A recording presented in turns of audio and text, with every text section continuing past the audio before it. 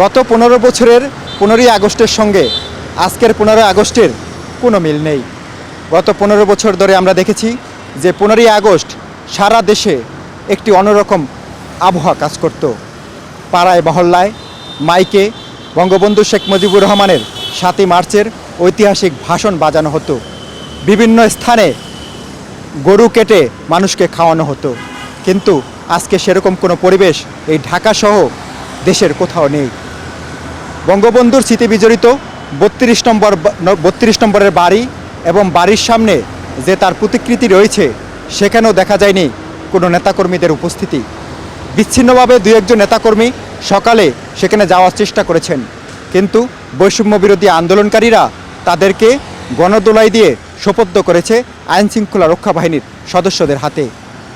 শুধু যে ধানমন্ডি 32 নম্বরে আওয়ামী লীগের নেতাকর্মীরা যাননি এমনটি নয়, শেখ মুজিবুর রহমান ছাড়া তার পরিবারের যে অন্য সব সদস্য রয়েছেন, অর্থাৎ তার স্ত্রী বেগম ফজিলাতুন্নেসা মুজিব রেনু, তার 3 সন্তান শেখ কামাল, শেখ জামাল, শেখ রাসেল, শেখ কামাল ও শেখ জামালের স্ত্রী রুজি জামাল ও সুলতানা কামাল সহ পরিবারের অন্য সদস্যদের সমাহিত করা হয়েছে রাজধানীর বনানী কবরস্থানে। আমরা সকালে খোঁজ নিয়েছি, বনানী কবরস্থানেও আজকে আওয়ামী লীগের নেতাকর্মীরা ফুল নিয়ে ভিড় করেননি। অথচ প্রতি বছর 15ই আগস্ট বনানী কবরস্থানে হাজার হাজার নেতাকর্মী ফুল নিয়ে শ্রদ্ধা নিবেদন করতেন, কিন্তু আজকে সেরকম পরিবেশ দেখা যায়নি। বৈষম্য বিরোধী আন্দোলনের সাথে যুক্ত শিক্ষার্থীরা বলছেন যে 15ই আগস্টকে ঘিরে আরেকটি প্রতিবিপ্লব করার, আরেকটি অভ্যুত্থান করার ষড়যন্ত্রের আভাস তারা পেয়েছিলেন। তাই কাল রাত থেকেই তারা রাজপথে অবস্থান নিয়েছেন এবং শক্ত পাহারা বসিয়েছেন। তারা 32 নম্বর বনানীসহ বিভিন্ন সড়কে এই পাহারা বসিয়েছেন এবং শাহবাগেও তারা অবস্থান নিয়েছেন। সন্দেহভাজন কোনো গাড়ি সড়ক দিয়ে চলাচল করলে সেসব গাড়িকে তারা তল্লাশি করছেন এবং একই সাথে তারা এটিও খেয়াল রাখছেন যে সে তল্লাশির কারণে স্বাভাবিক যান চলাচল যেন ব্যাহত না হয়। এই কারণে ট্রাফিক সদস্যদের সঙ্গে আন্দোলনকারীরাও এখানে যুক্ত হয়েছেন। তারা চেষ্টা করছেন যে ট্রাফিক শৃঙ্খলা যেন স্বাভাবিক থাকে, কোনোভাবেই যেন কোনো জায়গায় যানজট লেগে না থাকে। সন্দেহভাজন কোনো ব্যক্তি যদি সড়ক দিয়ে চলাচল করেন তাকেও তল্লাশির মুখে পড়তে হচ্ছে। সেক্ষেত্রে দেখা গেছে কারো কারো মোবাইল ফোন চেক করছেন আন্দোলনকারীরা। বৈষম্য বিরোধী ছাত্র সংগঠনের নেতারা বলছেন যে তারা হোয়াটসঅ্যাপ, ইমো এবং ফেসবুক মেসেঞ্জার চেক করে দেখছেন যে কেউ নাশকতার পরিকল্পনা করে সংঘবদ্ধ হওয়ার চেষ্টা করছেন কিনা। যদি এরকম কাউকে পাওয়া যায় তাকে তারা আইন শৃঙ্খলা রক্ষাকারী বাহিনীর হাতে তুলে দিচ্ছেন। তবে তারা এটি বলছেন যে তারা আইন নিজ হাতে তুলে নিতে চান না, আইনের প্রতি তারা শ্রদ্ধাশীল থেকেই তারা এই কাজটি করছেন।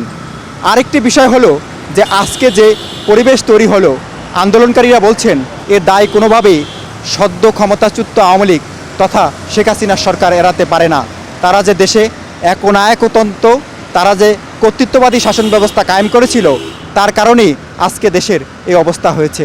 তারা চাচ্ছেন দেশে আইনি কাঠামোর মধ্যে সাংবিধানিক ধারাবাহিকতায় এমন একটি অবস্থা তৈরি হোক যেখানে আইনের শাসন প্রতিষ্ঠিত হবে, যেখানে সুশাসন থাকবে।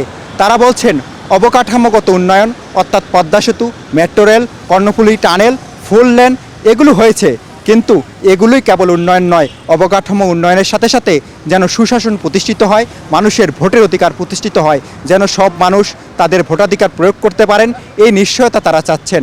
তারা বলছেন যে আমরা এমন একটি বাংলাদেশ চাই যে বাংলাদেশের জন্য 53 বছর আগে মুক্তিযুদ্ধে 30 লাখ শহীদ বুকে তাজা রক্ত ঢেলে দিয়েছিল, 2 লাখ মা বোন তাদের ইজ্জত বিসর্জন দিয়েছিল।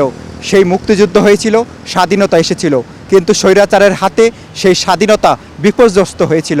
তাই ছাত্র জনতা সফল অভ্যুত্থানের মাধ্যমে শেখ হাসিনার পতন ঘটিয়ে একটি সফল গণতান্ত্রিক রাষ্ট্র প্রতিষ্ঠার যে যাত্রা শুরু করেছেন তার জন্য চূড়ান্ত পরিণতি আসে, সফলতা আসে, এটি হচ্ছে সাধারণ মানুষ এবং ছাত্র জনতার প্রত্যাশা। মিজান শাহজাহান, এটিএন বাংলা, ঢাকা।